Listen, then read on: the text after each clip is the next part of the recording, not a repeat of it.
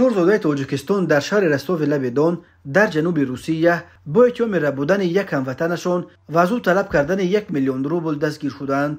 در این باره روز 8 یونیو سال 2024 با استناد به مقامات حفظ حقوق این منطقه پایگاه خبری محلی رستوفسکای اوبلاست سیوادنیا و تسارگراد خبر دادند.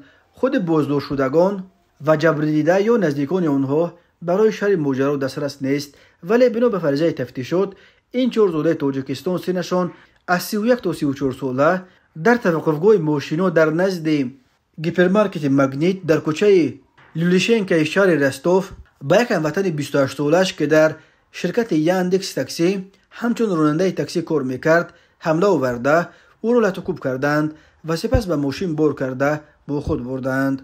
طور بعدا معلوم شد گروگانگیران تاکسیران را با یک بنای بیودن برده در آنجا لطوکوب و شکنجه دادند و برای آزادیش 1 میلیون روبل یا تقریبا 11200 دلار طلب کردند. شرکت کارفرمای راننده تاجیک درباره به طور پراسرار غیب زدن او به پلیس خبر داده است. به جستجوی او کارمندان پلیس و FSB پیوستند و در نتیجه یک عملیات مشترک با جلب امان راننده تاجیک آزاد و همه چهار گروگان بازداشت شدند. تسارگراد خبر داد که راننده تاجیک را روز 3 یونیو سال 2024 آزاد کردند.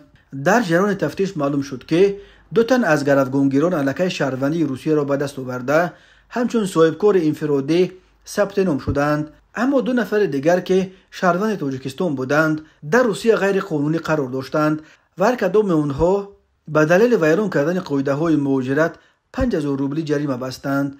به ضد دستگیر شدگان بر اساس قسم 2 ماده 126 کودکس جنایتی روسیه با اتهام آدمربایی از طرف گروه شخصان پرونده جنایتی نیسکو شدند. بر اساس این بند قانون به این 4 زاده تاجیکستان همچون جزا از 5 تا 12 سال زندان تهدید میکند. تفصیلات دیگر این قضیه دسترس نیست. این هم روشن نیست که چرا این زاده تاجیکستان برای بودن هموطن خود اقدام کرده چون این جنایت سنگین را صادر کردند.